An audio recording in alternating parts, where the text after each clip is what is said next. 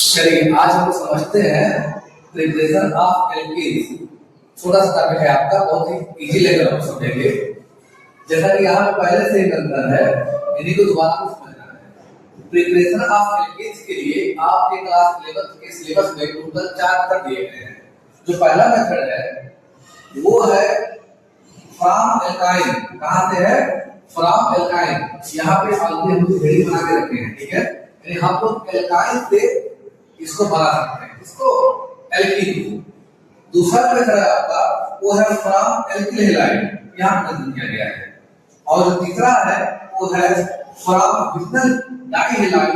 और जो चौथा है आपका वो है from acidic dehydration of alcohol. तो चलिए वन बाय वन करके सबको समझते हैं। जो पहला मेथड है वो क्या है? From alkyne. क्या करते हैं हम लोग लेते हैं इसको एल्काइन को। एल्काइन मींस जिसमें डबल बॉन्ड होगा, ठीक है। जैसे कि एग्जांपल रहा R ट्रिपल बॉन्ड C, फिर क्या है ट्रिपल बॉन्ड R डैश है। जहां पे R क्या है आपका एल्किल ग्रुप है, तो R है या R दोनों क्या है एल्किल ग्रुप है। इसमें हम लोग लेते हैं हाइड्रोजन और यहां लेते हैं कैटलिस्ट निकेल, प्लेटिनम या जिंक। इसके अलावा भी कोई भी दूसरा हम लोग कैटलिस्ट जो सुटेबल हो यूज कर सकते हैं। इससे क्या होगा कि ये डबल बॉन्ड आपका जो है ट्रिपल बॉन्ड था, तो ट्रिपल बॉन्ड आपका टूट गया और क्या बन गया डबल बॉन्ड। जैसे ट्रिपल बॉन्ड टूटा होगा उसकी जगह पे क्या हो गया हाइड्रोजन। तो इस प्रकार से हमारा एग्जांपल ये हो गया। दूसरा एग्जांपल यहां देखिए नीचे आपने क्या है इथाइल है, ठीक है।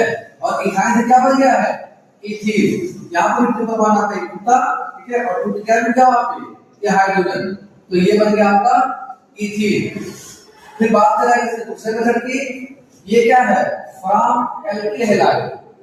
एल्किल हैलाइड आपको लेना है, यहाँ पे इसे ध्यान देना है कि एल्किल हैलाइड कौन सा लेना है। तो जिसमें आपके पास बीटा हाइड्रोजन, कौन से हो बीटा हाइड्रोजन, ठीक है। बीटा हाइड्रोजन क्या होता है? जहां पे हाइड्रोजन हो उस कार्बन के बगल वाले कार्बन से एटलीस्ट एक हाइड्रोजन अगर प्रेजेंट है तो उसी हाइड्रोजन को बोलते हैं बीटा हाइड्रोजन। क्योंकि जहां पे हाइड्रोजन उसका नाम है अल्फा कार्बन, बगल वाले का नाम बीटा कार्बन, तो बीटा कार्बन से जो जुड़ा है उसे बोलते हैं बीटा हाइड्रोजन।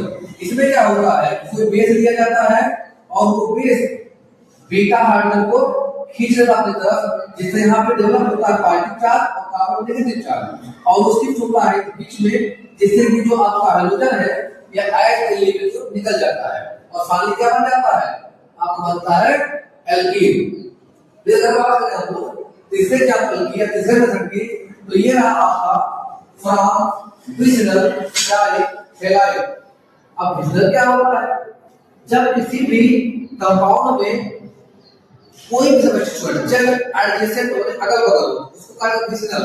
जैसे यहाँ पे अगर आप देखें एक ग्रुप में 30 कार्बन बनते हैं, दूसरा ग्रुप में 30 कार्बन बनते हैं, इसी को बोलते हैं विनल सॉल्यूशन। ये विनल है। अगर इन दोनों को निकाल दिया जाए, ठीक है, ये दो प्रक्रिया निकाल दिया जाए, उसके बाद क्या होगा यहाँ पे डबल बॉन्ड बनेगा। ये काम हो रहा है in the presence of zinc, जिससे बन रहा है जिंक का ब्रोमाइड। ये जिंक ब्रोमाइड बन रहा है आपका और साथ में बन रहा है इथीन।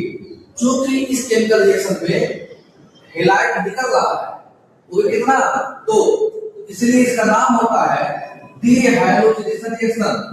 क्यों? क्योंकि हैलाइड को हाइड्रोजन को हम लोग जो हमारा क्लोरीन है क्लोरीन आवेल है जिसको तो हाइड्रोजन बोलते हैं, इसका नाम क्या हो गया डिहाइड्रोजनेशन। अगर यही एडिशन ऑफ हाइड्रोजन होता उसे बोलते हैं हाइड्रोजनेशन, और चूंकि निकल रहा है तो बोलते हैं डिहाइड्रोजनेशन।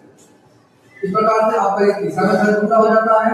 और फिर सारी बात करिए आपने चौथे मेथड की, वो है from alcohol by acidic dehydration, ठीक है।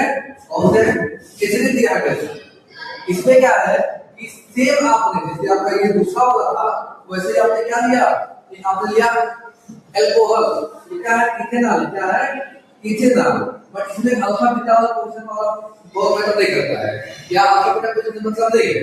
होता क्या है कि जब इसको हीट करते हैं तो जैसा सल्फ्यूरिक एसिड, तो ये जो दोनों एडजेसेंट हाइड्रोजन और OH है ये दोनों वाला निकल जाते हैं, ठीक है, और बनता है क्या आपका एल्कीन, दैट इज इथीन। जो कि इसमें वाटर रिमूव होता है, इसका नाम क्या होता है इसका डिहाइड्रेशन। डिहाइड्रेशन, ठीक है, क्या नाम होता है? डिहाइड्रेशन। आई होप आपको